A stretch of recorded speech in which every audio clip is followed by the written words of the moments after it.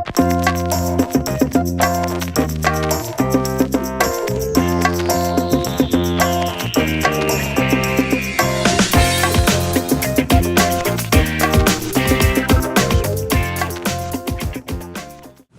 you and good evening. I've had a few minutes to get to know a good percentage of you here in the room.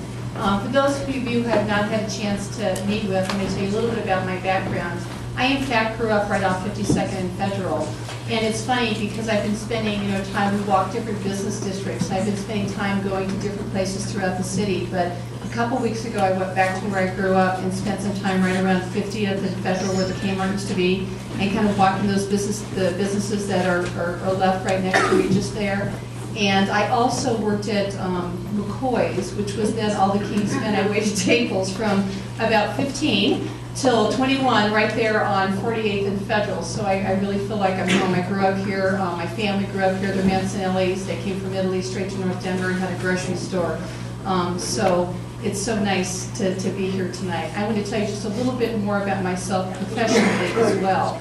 We really, this is really a great opportunity for Denver right now, and I know that cities all over the nation are dealing with budgets and that there are some very serious challenges, but it really is a time for great cities to reinvent themselves, and this is a great city, and you're all very committed to that, and you understand that. That's why you're all here tonight. You're very passionate about Denver.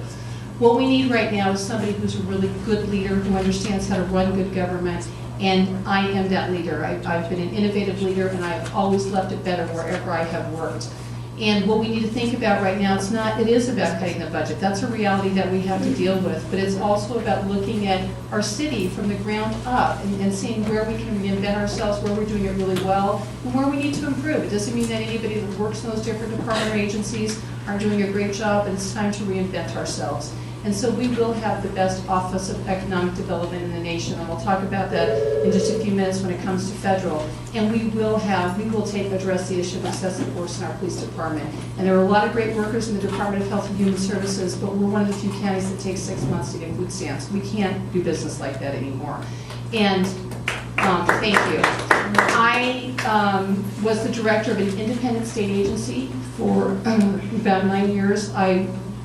Office of the Child's Representative, and I represented 19,000 children in our state, and I oversaw 250 lawyers, and I built it from the ground up. It was a multi-million-dollar agency, and I left a nationally recognized agency that other states have since modeled after. And it was a very broken system. It was our guardian ad litem system. It was broken for years.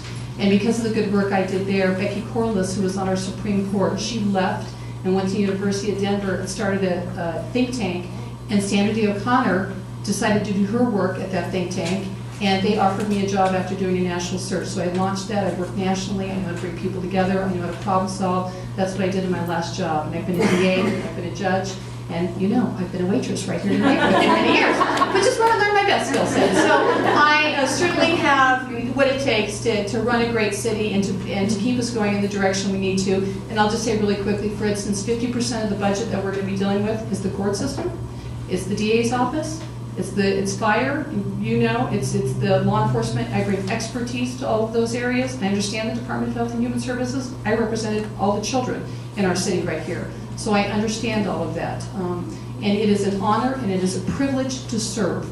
And it's some of those rewarding and challenging work, but I want to be your next mayor and I need your support to do that. And so please go to my website or call me up. I'd love to spend a little bit more time with you. When we talk about federal, I'd like to get back to that because I'm so impressed with the nonprofit and the work that you're doing, because obviously I love federal. I grew up here. And I know that right now you have to raise about $250,000, I think, to focus on the few blocks that you're working on. Is that right? Okay, I just want to make sure. It's been a while since I've kind of looked back on that. So obviously, I know that you're looking, it's appropriate that you're looking at kind of a chunk at a time on federal, and you're focusing right around Stones Lake, and it is at the fundraising phase right now, looking at federal grants. I will be a partner with that. We will, through the Office of Economic Development, support as far as the federal grants and drawing down those grants, and also fundraising.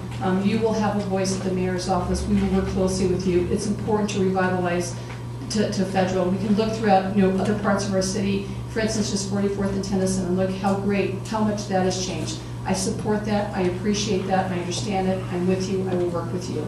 So thank you very much.